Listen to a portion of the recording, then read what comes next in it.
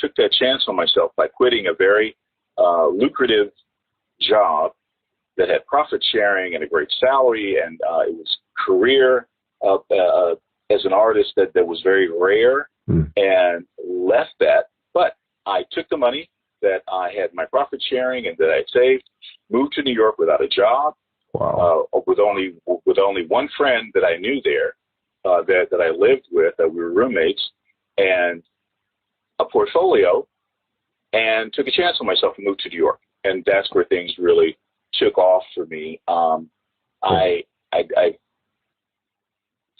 kind of think that I'm a person that tries to research as best I can.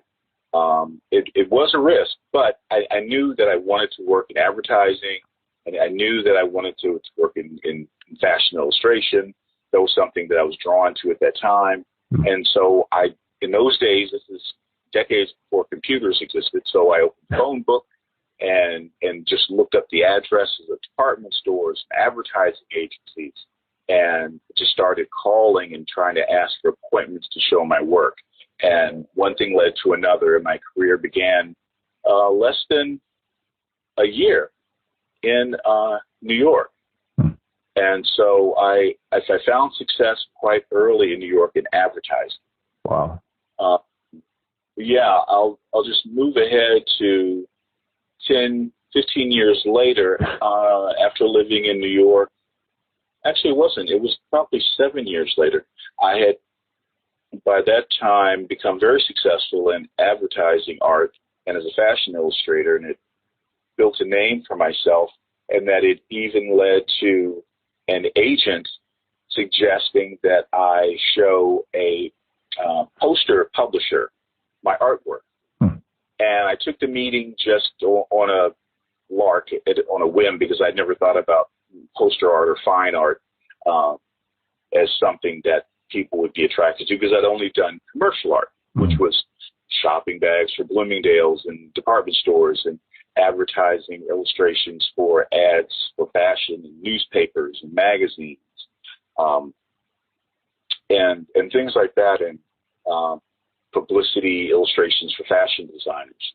That had been the base of my career. Vogue magazine, Harper's Bazaar, the New York Times, illustrations for places like that. So anyway, when the agent suggested that I show a poster publisher my art, I took the meeting, not expecting anything, but they actually liked what I did, and they asked me to create a collection of what I thought might appeal to the public as art they might like to hang on their walls.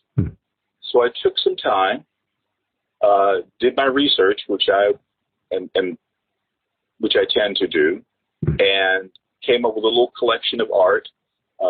Some were, at that time, I was doing cut paper. I was also doing my India ink and brush, which was the style I was known for, and they gravitated to both of those. They liked the cut paper style. They also liked the India ink and line, and the publisher said, well, let's do one of each and see which people like. So they published a limited run of posters saying, most people we publish, nothing really happens. They end up getting like some posters they'll give out as Christmas presents to their friends, and don't expect to make any money off of this. And so with that knowledge, I signed the contract that they published the posters, and I went back to advertising and doing a Broadway poster and the other things that I had lined up. Unbeknownst to me, about 3 to 6 months later, the sales started, and the publisher called me back, and they immediately wanted more of the same. Wow. Both images seemed to have taken off. There was a group of people that liked collecting the cut paper, which was like a dance, African-American jazz theme poster. It was called Rhythm.